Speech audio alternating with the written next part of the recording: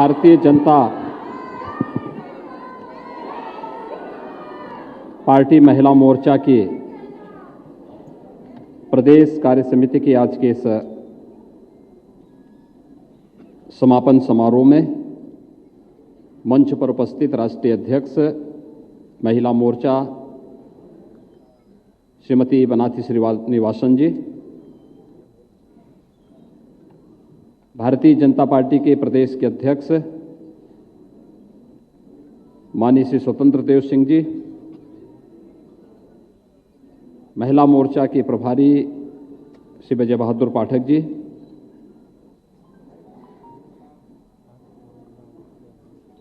प्रदेश अध्यक्ष महिला मोर्चा श्रीमती गीता साक्य जी, राष्ट्रीय महामंत्री महिला मोर्चा श्रीमती इंदु बाला गोस्वामी जी, राष्ट्रीय उपाध्यक्ष श्रीमती दर्शना सिंह जी, प्रदेश की महिला मोर्चा की सह प्रभारी श्रीमती अंजुला माहौर जी, आज के इस महिला मोर्चा कार्य समिति की आज के इस बैठक में, इस सम्मेलन में उपस्थित महिला मोर्चा से जुड़ी हुई सभी प्रदेश के कोने कोने से उपस्थित सभी महिला मोर्चा से संबंधित बहनें, मैं आप सबके इस पूरे सम्मेलन में प्रदेश की राजधानी में आप सब उपस्थित हुए हैं, आप सबका हृदय से स्वागत करता हूं, अभिनंदन करता हूं। विशेष रूप से भारतीय जनता पार्टी महिला मोर्चा की राष्ट्रीय अध्यक्ष और माननीय विधायक कोयम्बटूर श्रीमती बनाथी श्रीनिवासन जी का, जो उत्तर प्रदेश में आई हैं, मुझे कोयम्बटूर जाने का अवसर प्राप्त हुआ था उनके चुनाव में, और बहुत जुझारूपन से वहाँ पर वह भारतीय जनता पार्टी का झंडा लेकर के कार्य कर रही हैं। वो सचमुच महिला मोर्चा की आप सभी बहनों के लिए एक बहुत आदर्श हैं। विपरीत परिस्थितियों में वहाँ कार्य करती हैं, जहाँ संगठनात्मक ढांचा ना के बराबर है, जहाँ पर कोई सपोर्ट नहीं मिल पाता है, किसी भी प्रकार की कोई स्थिति नहीं, वहाँ पर अकेले भारतीय जनता पार्टी के लिए जूझने वाली, बार बार लड़ने वाली एक वीरांगना के रूप में वहाँ पर सिंघनी जैसी दहाड़ वहाँ पर विरोधियों के सामने करती है। आज हमारे प्रदेश उत्तर प्रदेश में आई हैं और आप सबका उन्होंने मार्गदर्शन किया है। मैं श्रीमती बनाथी श्रीनिवासन जी का यहाँ पर हृदय से अभिनंदन करता हूँ, स्वागत करता हूँ कि उन्होंने आप सभी को योग्य मार्गदर्शन यहाँ पर दिया है और आपके साथ मिलकर के इस महिला मोर्चा के संगठन को मजबूती प्रदान करने के लिए यहाँ पर उपस्थित हुई हैं। मुझे प्रसन्नता है कि देर से ही सही, लेकिन महिला मोर्चा प्रदेश की मोर्चे का गठन होने के बाद बहुत शीघ्र इतनी बड़ी संख्या में आप सब आज के इस सम्मेलन में यहाँ पर उपस्थित हुई हैं। वास्तव में आधी आबादी का प्रतिनिधित्व कैसे होना चाहिए, भारतीय जनता पार्टी महिला मोर्चा को उसका एक आदर्श बनना चाहिए। महिला मोर्चा के पास बहुत बड़ी जिम्मेदारी है। आप सब जानते हैं, प्रधानमंत्री मोदी जी ने 2014 में देश के प्रधानमंत्री पद का शपथ ग्रहण करने के बाद देश के राजनीति के एजेंडे की धुरी को बदला। इससे पहले जाति, मत, मजहब, क्षेत्र और भाषा के आधार पर चलने वाली देश की राजनीति प्रधानमंत्री मोदी जी के आने के बाद वह देश के अंदर उन अनछुए पहलुओं को लेकर के तैयार हुई जो इस देश के गांव से होकर गरीब से, किसान से, महिलाओं से और नौजवानों से संबंधित थी। और आपने देखा होगा जितनी भी योजनाएं बनी वे इन सभी को केंद्र में रख करके बनाई गई। राजनीति के एजेंडे की धुरी बदलने का कार्य अगर देश के अंदर आजादी के बाद किसी ने किया है तो वह नाम है प्रधानमंत्री के रूप में श्री नरेंद्र मोदी। और मोदी जी के नेतृत्व में जो काम आज देश के अंदर हुआ है या हो रहा है, वह एक नए भारत की तस्वीर हम सबके सामने प्रस्तुत करता है, जिसमें गांव अपने आप में स्वावलंबी होगा, जिसमें गरीब अपनी उस बदहाली से ऊपर उठ करके समाज की मुख्य धारा के साथ जुड़ता हुआ दिखाई देगा, जिसमें एक किसान पलायन का रास्ता नहीं बल्कि आत्मनिर्भर भारत के मार्ग का अनुसरण करते हुए लोगों के सामने एक आदर्श बनता हुआ दिखाई देगा, जिसमें एक महिला पिछलग्गू नहीं बल्कि समाज का नेतृत्व करने वाली होगी।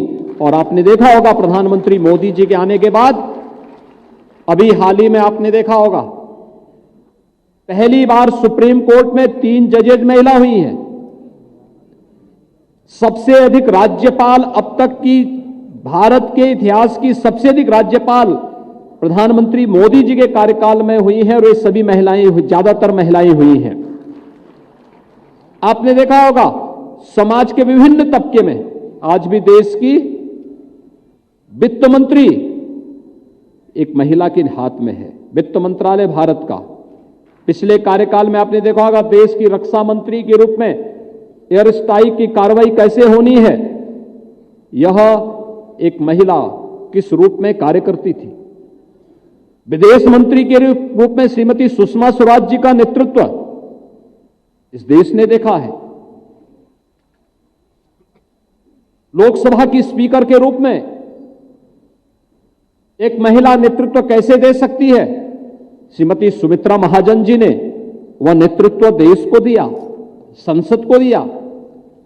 तो स्वाभाविक रूप से नेतृत्वकर्ता के रूप में महिलाएं होंगी, और इस देश का नौजवान भी किसी से पीछे नहीं होगा। वह जॉब सीकर नहीं बल्कि जॉब क्रिएटर होगा। प्रधानमंत्री मोदी जी ने जब देश के सामने इस प्रकार का एक एजेंडा प्रस्तुत किया तो देखते ही देखते भारत की तस्वीर बदलती हुई दिखाई दी।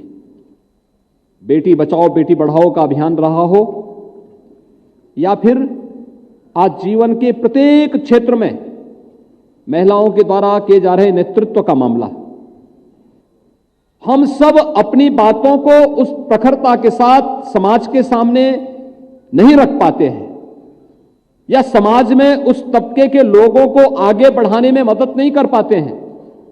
अन्यथा 3 तलाक की कुप्रथा से सैकड़ों वर्षों से भारतीय नारी तड़प रही थी। 3 तलाक की कुप्रथा से उसे मुक्त करने का काम भी प्रधानमंत्री मोदी जी ने किया, और हमारा दायित्व बनता है हम उन सभी बहनों को अपने साथ जोड़ें जिन्हें इस कुप्रथा से और इस प्रकार की रूढ़िगत दुष्प्रभावों से मुक्ति मिल करके आज वे समाज की मुख्य धारा के साथ जुड़ करके राष्ट्र निर्माण की इस प्रवर्तमान अभियान में वे सहभागी बन सकती हैं। उन सबको जोड़ करके हम एक बड़े कार्यक्रम को आगे बढ़ा सकते हैं। अगर प्रधानमंत्री मोदी जी के नेतृत्व में विगत 7 वर्षों में एक नए भारत के निर्माण की दिशा में देश ने तेजी से कदम बढ़ाए हैं, तो विगत 4.5 वर्ष के दौरान उत्तर प्रदेश के अंदर भी इसी प्रकार के कुछ नए कार्यक्रम प्रारंभ हुए, और उन्हीं कार्यक्रमों को लेकर के जिसमें हम लोगों ने महिला सुरक्षा, महिला सम्मान और महिला स्वावलंबन को भी प्रमुखता के साथ सामने रखा था, और उन्हीं मुद्दों को लेकर के हम लोगों ने कुछ कार्यक्रम प्रदेश के अंदर प्रारंभ किए हैं। महिला मोर्चा का कार्यक्रम है, आपके द्वारा प्रचार प्रसार के माध्यम से उन सभी योजनाओं को सामने रखने का प्रयास होगा, जनता के सामने, समाज के सामने आपको जाने का अवसर प्राप्त होगा। स्वाभाविक रूप से उस समय के लिए आपके पास उन सभी मुद्दों की जानकारी होनी आवश्यक है जिसको लेकर के आधी आबादी को आप प्रतिनिधित्व दे सकें, बता सकेंगे, पार्टी के साथ जोड़ सकेंगे, उनके लिए सम्मान से एक नया रास्ता आगे बढ़ाने का तैयार कर सकेंगे।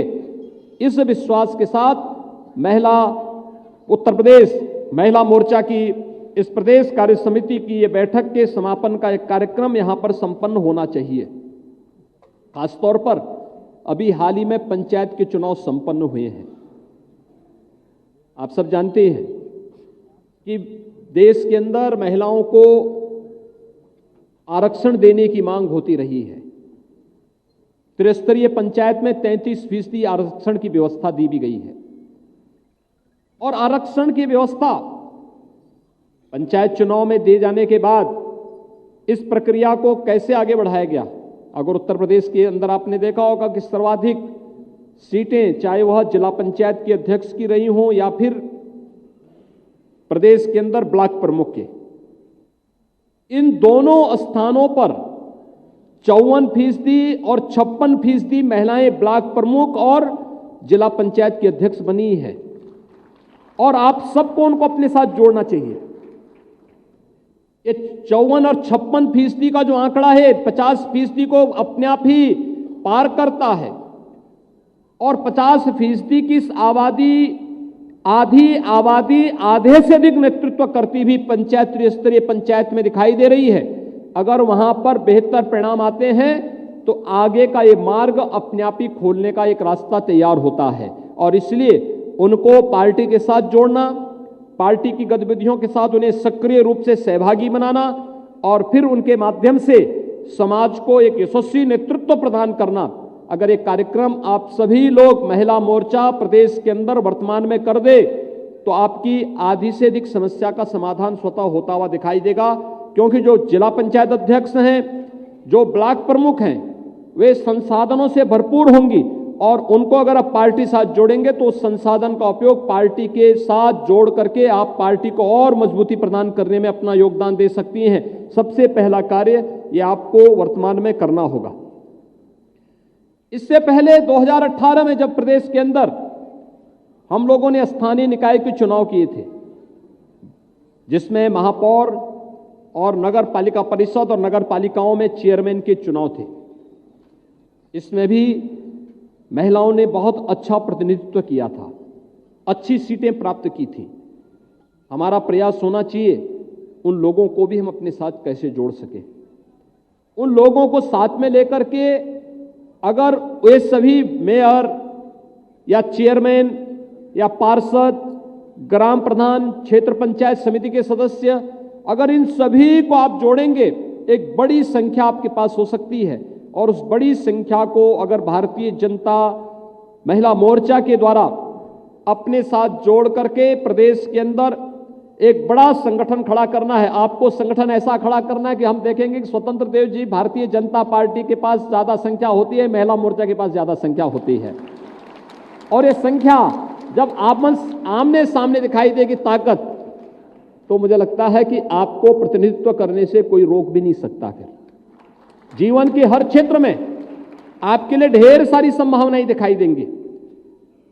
प्रदेश सरकार ने वर्तमान में एक कार्यक्रम को आगे बढ़ाया है। वह कार्यक्रम है मिशन शक्ति का। मिशन शक्ति ये प्रदेश के अंदर बेटियों की, बहनों की या महिलाओं के लिए, उनके सुरक्षा के लिए, उनके सम्मान के लिए और उनके स्वावलंबन के लिए, सुरक्षा, सम्मान और स्वावलंबन को लेकर के प्रदेश सरकार वर्तमान में मिशन शक्ति के एक बृहद अभियान को लेकर के चल रही है। इसमें गृह विभाग काम कर रहा है, इसमें महिला और बाल विकास विभाग कार्य कर रहा है, इसमें प्रदेश के वे सभी विभाग एक साथ कार्य कर रहे हैं, जिसमें महिलाओं से संबंधित उन सभी योजनाओं को इसके साथ जोड़ा गया है। और इसमें सबसे पहला कार्य थानों में और तहसीलों में हम लोगों ने किया। एक पीड़ित महिला प्रदेश के अंदर या कहीं भी देश के अंदर कहीं भी पहले अपनी शिकायत नहीं कर पाती थी। आज आप देख सकते हैं कि कोई महिला जा रही है, उसको अपनी सुरक्षा पे कहीं खतरा दिखाई देता है तो 1090 को वो कॉल कर सकती है। 1090 के माध्यम से पुलिस की PRB 112 उसकी सुरक्षा के लिए हमेशा हर जगह उसको तैयार मिलेगी। इसके लिए प्रदेश के अंदर हम लोगों ने 4600 से अधिक गाड़ियां पहले से तैनात करके रखी हुई हैं, जो जाकर के किसी भी बेटी को, किसी भी बहन को हमेशा सुरक्षा प्रदान कर सकती है। 1090 इसके लिए तैयार है। घरेलू हिंसा से कोई महिला परेशान है, 181 पर कॉल करके वहां पर हम रेस्क्यू वैन के माध्यम से या फिर उसके माध्यम से हम कॉल करके सुरक्षा प्राप्त कर सकते हैं। कि अगर घर के अंदर किसी महिला के साथ अत्याचार हो रहा है, इस पर भी सुरक्षा का एक प्रावधान वहां पर किया गया है। इसके साथ ही फिर भी अगर कोई और भी आगे बढ़कर के कार्य करना चाहता है, मुख्यमंत्री हेल्पलाइन 1076 इसके लिए एक नंबर हम लोगों ने ये भी एक हेल्पलाइन जारी कर रखी है। IGRS में भी अपनी कंप्लेंट कोई लिख के भेज सकता है, लेकिन इस सब के बावजूद भी अगर उन्हें इन सभी पर कॉल करने पे परहेज है और वह थाना जाना चाहती है, तो प्रदेश के अंदर हमारे पास 3537 थाने हैं। इन 1537 थानों में हर थाने में एक व्यवस्था बना दी गई कि एक महिला बूथ होगा और उस महिला बूथ में महिलाओं के लिए बैठने की व्यवस्था होगी। वहां पर एक महिला अधिकारी हर समय मौजूद रहेगी।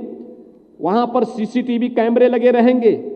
वहां पर कागज और पेन रहेगा और महिला अपनी शिकायत को वहां पर आराम से लिख सकती है, महिला अधिकारी को दे सकती है। एक समय सीमा के अंदर महिलाओं की समस्या का समाधान उस महिला पुलिस अधिकारी को करना होगा। यही स्थिति सभी 350 तहसीलों में कर दिया गया। और यही नहीं, अब तो एक नए दूसरे चरण में, जब मिशन शक्ति के दूसरे चरण में हम लोग आए हैं, इसमें एक और व्यवस्था बना दी गई कि प्रदेश के अंदर महिला बीट अधिकारी, यानी जैसे पहले प्रदेश के अंदर महिलाओं की पुलिस में भर्ती नहीं थी, बहुत कम थी। हम लोगों को प्रदेश के अंदर महिलाओं की प्रदेश में पुलिस की भर्ती करनी थी, तो मैंने अनिवार्य रूप से कहा, मैंने कहा 20% उसमें बालिकाएं भर्ती होनी चाहिए। और 20% बालिकाओं की भर्ती का परिणाम क्या निकला? आज हमारे पास प्रदेश के अंदर 30,000 महिला पुलिसकर्मी हैं, 30,000 महिला पुलिसकर्मी। और इन महिला पुलिसकर्मियों को पहले 2-3 वर्ष तक पुलिस के अधिकारी कोई काम नहीं देते थे। कार्यालय में उनसे काम लिया जाता था, कंप्यूटर पे ही वे काम करती थी। उसमें से बहुत सारी महिला आरक्षी ऐसी थी जो फील्ड में जाकर के पुरुषों के समकक्ष कार्य करना चाहती थी। बाद में तय हुआ कि इन्हें महिला पुलिस बीट अधिकारी के रूप में तैनात करके गांव-गांव में महिलाओं की शिकायत सुनने और महिलाओं को शासन की योजनाओं की जानकारी देने के कार्यक्रम के साथ जोड़ा जाए। और आज वे सफलतापूर्वक 10,000 ऐसे केंद्रों में जाकर के नियमित रूप से प्रदेश के अंदर गांव में हो या शहर में महिलाओं की समस्याओं का समाधान वहीं पर करने का कार्य कर रही है। मिशन शक्ति के इस कार्यक्रम के साथ ही हम लोगों ने वे तमाम कार्यक्रम जोड़े हैं जो महिलाओं के स्वावलंबन से जुड़ी हुई भी है। हम सब जानते हैं कि एक बड़ी आबादी महिलाओं की ऐसी है जो अपनी घर गृहस्थी के कार्यक्रम का जिम्मा स्वयं अपने ऊपर लेती है। और उस जिम्मेदारी को लेते हुए खासतौर से MSME सेक्टर में, सूक्ष्म लघु मध्यम उद्यम क्षेत्र में, जैसे प्रदेश ने एक जनपद एक उत्पाद की योजना चालू की, 1 डिस्ट्रिक्ट 1 प्रोडक्ट की योजना। 1 डिस्ट्रिक्ट 1 प्रोडक्ट की इस योजना में अगर आप देखेंगे लखनऊ में ही चिकन जरदोरी के कार्य में कौन लगा हुआ है? ये सभी महिलाएं काम करती हैं। उनके प्रोत्साहन के लिए कोई कार्य नहीं था। ऐसे ही आप भदोई में जाएंगे, कालीन उद्योग में बड़े, उसमें भले ही पुरुष होंगे, लेकिन जो छोटे छोटे कार्य हैं उनमें सभी महिलाएं काम करती हैं। यानी जितने भी ऐसे सूक्ष्म लघु मध्यम उद्यम क्षेत्र में कार्य करने वाले होंगे उनमें ज्यादातर में महिलाएं काम करती हैं। उनके प्रोत्साहन के लिए योजना हम लोगों ने प्रारंभ की। प्रदेश के अंदर ग्राम्य विकास विभाग से और नगर विकास विभाग से भी कहा गया कि ग्रामीण आजीविका मिशन और शहरी आजीविका मिशन के अंतर्गत हर गांव में महिला स्वयंसेवी समूह का गठन हो। महिला स्वयंसेवी समूह के गठन के बाद उनके प्रशिक्षण किए जाएं, फिर उन्हें रिवॉल्विंग फंड उपलब्ध करवाया जाए और फिर उनको व्यवस्थित रूप से स्वावलंबन की ओर अग्रसर करने की कार्रवाई हो। और वर्तमान में ग्रामीण क्षेत्र में 52 लाख महिलाएं ऐसी हैं जो महिला स्वयंसेवी समूह के साथ जुड़ करके रिवॉल्विंग फंड उनको उपलब्ध कराया जा चुका है। और इसमें हम लोग प्रदेश में वर्तमान में बाल विकास और पुष्टाहार का जितना भी पोषाहार जाता है, ये सभी महिला स्वयंसेवी समूह के माध्यम से ही वर्तमान में गांव-गांव में वितरण करने का काम किया जा रहा है। यानी ये उत्तर प्रदेश पहला राज्य है जिसने इतनी बड़ी संख्या में महिलाओं को रोजगार और स्वावलंबन के साथ जोड़ा है। ऐसे नगरीय क्षेत्रों में भी कार्य चल रहा है। अलग अलग कार्य उनको आवंटित हो रहे हैं। विश्वकर्मा श्रम सम्मान की योजना में भी उन्हें अलग अलग प्रकार की योजनाओं के साथ जोड़ने का कार्य हो रहा है। ये तमाम प्रकार की योजनाएं इसलिए जिससे स्वावलंबन की ओर अगर कोई एक महिला अग्रसर होती है तो परिवार ही नहीं, पूरे समाज को और पूरे गांव को एक नया नेतृत्व प्रदान करती हुई दिखाई देती हैं।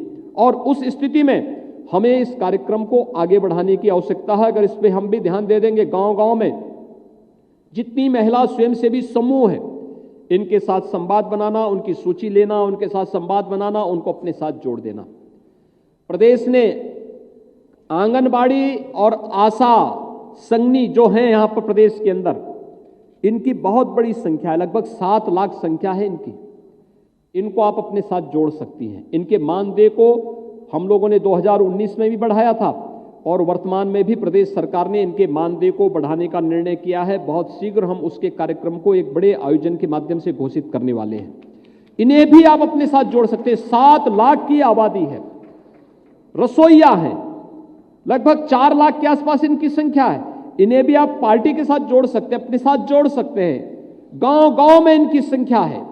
एक बड़ा कार्य उसके माध्यम से आपको अपने संगठनात्मक कार्यक्रमों को आगे बढ़ाने का कार्य क्या आप कर सकती हैं। प्रदेश में वर्तमान में हम लोग लगभग 9 लाख से अधिक कन्या सुमंगला योजना के अंतर्गत बालिकाओं को मानदेय उपलब्ध करा रहे हैं। बालिका के जन्म लेते ही बालिका के नाम पर रजिस्ट्रेशन करवा करके उसके नाम पर एक धनराशि राज्य सरकार उपलब्ध करा देती है। बालिका 1 वर्ष की होगी और सभी प्रकार के टीकाकरण से आच्छादित हो गई। जैसे इसकी सूचना देंगे उसके खाते में फिर से पैसा आ जाएगा। बालिका पहली क्लास में जाएगी, जैसे रजिस्ट्रेशन होगा बालिका के अकाउंट में पैसा। बालिका 6ठी क्लास में जाएगी, उसके अकाउंट में पैसा। बालिका 9वीं क्लास में जाएगी, उसके अकाउंट में पैसा। और बालिका जब 12वीं क्लास पास करने के बाद 12वीं क्लास पास करेगी, कोई डिप्लोमा कोर्स, कोई सर्टिफिकेट कोर्स, कोई डिग्री कोर्स करने के लिए जाएगी तो 5,000 की राशि उसके अकाउंट में सीधे आ जाएगी, जिससे उसको फीस आदि की समस्या न हो। यद्यपि बालिकाओं की शिक्षा प्रदेश में स्नातक तक फ्री में हम लोगों ने कर रखी है। और ये 15,000 की राशि एक बालिका को जन्म से लेकर के स्नातक तक की शिक्षा के लिए प्रदेश सरकार मुख्यमंत्री कन्या सुमंगला योजना के माध्यम से उपलब्ध करा रही है। साथ साथ बालिकाओं की शादी हो सके, सामूहिक विवाह योजना के माध्यम से 51,000 रुपये राज्य सरकार अपने स्तर पर भी बालिकाओं की शादी ब्याह के लिए उपलब्ध करवा रही है। अब तक 2.25 लाख बालिकाओं की शादी इस योजना के अंतर्गत संपन्न हुई है। हम इन सभी योजनाओं के माध्यम से अगर उनको जोड़ सकेंगे, कितना बड़ा कार्य हो सकता है। कितनी गरीब कन्याओं को जो दहेज के कारण जिनकी शादी नहीं हो पाती थी और बहुत बार कन्याएं आत्महत्या करने के लिए मजबूर होती थी, आप लोग बहुत बड़ा संबल बन सकते हैं इन योजनाओं के माध्यम से उन लोगों तक पहुंचा करके। निराश्रित महिला पेंशन पहले सीमित संख्या में मिलती थी। प्रदेश सरकार ने हर उस निराश्रित महिला को पेंशन की योजना के साथ जोड़ा है। एक बड़ी संख्या है ये, लगभग 56 लाख से ज्यादा महिलाओं को वर्तमान में हम निराश्रित महिला पेंशन के अंतर्गत इस योजना का लाभ दे रहे हैं। अगर उन सभी बहनों को भी आप अपने साथ जोड़ सके, कितना बड़ा कार्य उसके माध्यम से हो सकता है। और इस योजना के माध्यम से हम उन्हें जोड़ करके एक बड़ा कार्य इस कार्यक्रम के साथ जोड़ सकते हैं। प्रदेश के अंदर प्रधानमंत्री आवास योजना, 40 लाख आवास प्रधानमंत्री आवास योजना में ग्रामीण और शहरी क्षेत्र में, ग्रामीण क्षेत्र में 27 लाख और शहरी क्षेत्र में 14 लाख से अधिक, यानी 42 लाख से अधिक हम लोगों ने आवास अब तक ग्रामीण और शहरी क्षेत्र में उपलब्ध करवाए हैं। और इसमें ज्यादातर के मालिकाना हक महिलाओं को ही उपलब्ध कराया गया है। ये 42 लाख प्रधानमंत्री आवास योजना, 90,000 मुख्यमंत्री आवास योजना का लाभ, ये हर गरीब महिला को उपलब्ध करवाने का कार्य, इसका मालिकाना हक भी किसी महिला को ही दिया गया है। अगर उन सभी को अगर हम अपने साथ जोड़ सकेंगे, कितनी बड़ी तादाद आपके पास हो जाएगी। यही नहीं, प्रदेश के अंदर स्वामित्व योजना, ग्रामीण क्षेत्र में आप देखते होंगे, शहरी क्षेत्र में कोई मकान बनाता है तो जमीन की रजिस्ट्री करता है, जमीन उसके नाम पे होती है, फिर जमीन का नक्शा पास कराते हैं, फिर मकान बनाते हैं। ग्रामीण क्षेत्र में ऐसा नहीं होता। ग्रामीण क्षेत्र में आबादी की लैंड होती है, किसी के पास मकान नहीं, ग्राम पंचायत के द्वारा उसको आवंटित होती है, वह उसी में अपना मकान बना लेता है। लेकिन मकान क्षतिग्रस्त हो जाता है और कोई दबंग उस जमीन पे कब्जा कर लेता है तो फिर उसको मालिकाना हक नहीं मिल पाता था। प्रधानमंत्री मोदी जी ने स्वामित्व योजना के माध्यम से हर महिला को जिस जमीन पर उसका मकान है उसका लाभ दे दिया गया है। और इस योजना में ग्रामीण क्षेत्र में बड़ी संख्या में इस योजना के माध्यम से ड्रोन के माध्यम से उसकी मैपिंग होती है। मैपिंग होने के बाद एक एक को कागज उपलब्ध हो रहा है कि आपकी जमीन का एक कागज है, आप इस जमीन पर अपना मकान बना सकती हैं। और इस जमीन के नाम पर अगर आपको अपने कारोबार करने के लिए बैंक से लोन की आवश्यकता है तो उस जमीन के नाम पर उसको बैंक में गिरवी रख करके बैंक से लोन लेकर के वह अपने कोई कारोबार भी उसके माध्यम से प्रारंभ कर सकती है। यह भी ये स्वामित्व योजना का लाभ महिलाओं को ज्यादा देने के लिए देश के अंदर और प्रदेश के अंदर तेजी के साथ प्रधानमंत्री मोदी जी ने इस योजना का लाभ दिया है। प्रधानमंत्री स्टैंड अप की योजना, आपने देखा होगा, स्टैंड अप योजना के अंतर्गत हर महिला को बैंक की हर एक ब्रांच से, यानी हर ब्रांच एक महिला को कारोबार करने के लिए, कोई कार्य प्रारंभ करने के लिए, कोई व्यवसाय प्रारंभ करने के लिए बैंक उसे बिना किसी शर्त के लोन देगा। और यह भी हम लोग बड़ी संख्या में जो लोग इस फील्ड में काम कर रहे हैं, खासतौर पर एमएसएमई सेक्टर में काम कर रहे हैं, सूक्ष्म लघु मध्यम उद्यम क्षेत्र में जो लोग काम कर रहे हैं, वे लोग इससे लाभ लेकर के बड़ी संख्या में लोगों को इस योजना के साथ जोड़ने का कार्य कर सकते हैं। एक बड़ा कार्य पीएम स्वनिधि के माध्यम से आपने देखा होगा, कोरोना कालखंड के दौरान जितने भी स्ट्रीट वेंडर थे, पटरी व्यवसायी थे, ठेला खोमचा रेड़ी या पटरी व्यवसायी जितने थे, इनका कार्य प्रभावित हुआ था। प्रधानमंत्री जी ने एक योजना चलाई और उस योजना का नाम रखा प्रधानमंत्री स्वनिधि योजना। और इस योजना के अंतर्गत हर एक पटरी व्यवसायी को अधिक से अधिक मात्रा में लोन उपलब्ध करवाने की कार्रवाई, सस्ते में लोन, और अगर हम उसको डिजिटल पेमेंट के साथ जोड़ सकेंगे तो उसको अतिरिक्त लाभ देने की व्यवस्था, बड़ा कार्य इसके माध्यम से हो सकता है। और मैं आप सबसे अपील करूंगा कि आप चाहेंगे तो शहरी क्षेत्र में एक बड़ी आबादी इससे लाभान्वित हो सकती है। और पार्टी के साथ उत्तर प्रदेश के अंदर वर्तमान में मेरा अनुमान है कि लगभग 60 लाख से लेकर के 75 लाख ऐसे पटरी व्यवसायी हैं जो इन सभी योजनाओं के साथ जुड़े हुए हैं, इन सब की योजनाओं के साथ जुड़े हुए हैं। इन सबको आप अपने साथ जोड़ सकते हैं, पार्टी के साथ जोड़ सकते हैं। बहुत बड़ा कार्य इसके साथ हो सकता है। ये तमाम ऐसी योजनाएं थी जिन योजनाओं के माध्यम से आप बड़ी संख्या में महिला मोर्चा के इस कार्य क्षेत्र का विस्तार करते हुए अलग अलग फील्ड में उनको पार्टी के साथ जोड़ने का कार्य कर सकते हैं और पार्टी को व्यापक विस्तार दे सकती है। आगामी 4 महीने के अंदर पार्टी उत्तर प्रदेश के सामान्य निर्वाचन के साथ जाएगी। आधी आबादी को इस बात का आभास कराने की आवश्यकता है, खासतौर पर पश्चिमी उत्तर प्रदेश से जुड़ी हुई जो बहनें होंगी उनको इस चीज का एहसास होगा। ये पश्चिमी उत्तर प्रदेश की स्थिति क्या थी 2017 के पहले। बेटियां स्कूल नहीं जा सकती थी, बहनें स्कूल नहीं जा सकती थी, घर में कहीं से आ रही नातेदार रिश्तेदार से घर सुरक्षित पहुंचेंगी कोई पता नहीं था। आज उत्तर प्रदेश में ऐसी स्थिति नहीं है। आज महिलाओं को भयभीत होने की आवश्यकता नहीं। आज प्रदेश के अंदर अपराधी और माफिया भयभीत है, लेकिन बेटियां अपने आप को सुरक्षित महसूस कर रही हैं। इस सुरक्षा का वातावरण भारतीय जनता पार्टी की सरकार ने प्रदेश की बेटियों को उपलब्ध कराया है। और मुझे लगता है इस चीज का प्रचार प्रसार करना, आम जन के बीच में इस बात को ले जाना, ऐसा नहीं कि वे लोग जान नहीं रही हैं।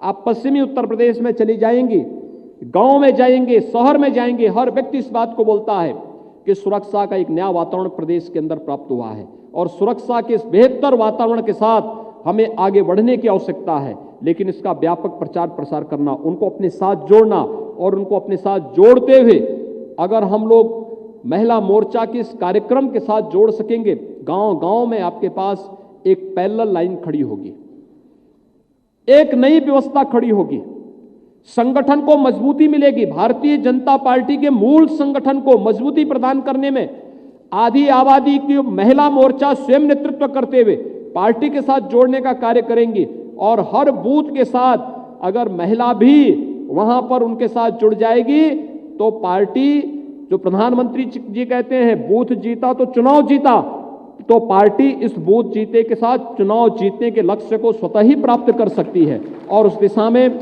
हमें प्रयास प्रारंभ करना चाहिए। वह एक बड़ा कार्यक्रम इसके साथ जुड़ सकता है। बहुत सारी योजनाएं हैं जो जन जागरण के माध्यम से, विकास कार्यों के माध्यम से, जिनके माध्यम से समाज में कुछ नया परिवर्तन आया है, चाहे वह नौकरी और रोजगार का है। प्रदेश के अंदर विगत 4 वर्ष के दौरान हम लोगों ने 4.25 लाख से अधिक नौजवानों को प्रदेश के अंदर नौकरी दी है। बालिकाएं बड़ी संख्या इसमें नौकरी प्राप्त की है और उन्होंने नौकरी और प्राप्त करके या तमाम जो रोजगार की संभावनाएं प्रदेश में बनी है, उस क्षेत्र में भी उन्होंने बड़ी इसमें सफलता प्राप्त की है। आज तो बेटियां हर एक क्षेत्र में जा रही हैं, सफलताएं प्राप्त कर रही हैं और उस हर एक फील्ड में उनकी सफलता इस बात को बताती है कि कोई क्षेत्र उनसे अछूता नहीं है। उस प्रकार का माहौल देने का काम पार्टी ने पहले किया और फिर सरकार भी उसी तर्ज पर उसे आगे बढ़ाने का कार्य कर रही है। आज उसी का प्रचार प्रसार अगर हम कर सकेंगे, टोलियां बना करके, जैसे प्रदेश स्तर पर, क्षेत्रीय स्तर पर आप लोगों ने अपने कार्य समिति गठित की है, ऐसे जिले स्तर पर, मंडल स्तर पर, बूथ स्तर पर एक कमेटियां हर एक स्तर पर खड़ी हो तो एक बेहतरीन संगठन की परिकल्पना को साकार करके आप लोग आगे बढ़ सकते हैं। मुझे प्रसन्नता है कि राज्यसभा की हमारी सांसद और प्रदेश महिला मोर्चा के अध्यक्ष श्रीमती गीता साक्य जी के नेतृत्व में महिला मोर्चा निरंतर इस दिशा में प्रयास कर रहा है और आज आपकी कार्य समिति में आपकी उपस्थिति इस बात को प्रमाणित भी कर रही है कि आप लोग प्रदेश के अंदर उस नए ओज के साथ, अपनी तेजस्वी नेतृत्व के साथ प्रदेश को एक नया नेतृत्व देने की दिशा में अग्रसर हुई हैं। आपके नेतृत्व में महिला मोर्चा निश्चित ही प्रदेश के अंदर संगठन का एक नया ढांचा खड़ा करते हुए आगे बढ़ने का कार्य करेगा। मैं आपके इस पूरे सम्मेलन के प्रति, इस पूरे प्रदेश कार्य समिति के आज के इस सम्मेलन के अवसर पर आप सबके आगामी कार्यक्रम के प्रति अपनी शुभकामनाएं देता हूं और विश्वास व्यक्त करता हूं आप सभी अपने अपने फील्ड में जाकर के बहुत अच्छा कार्य करेंगे। इस विश्वास के साथ आप सबके प्रति मेरी शुभकामनाएं। धन्यवाद। जय हिंद।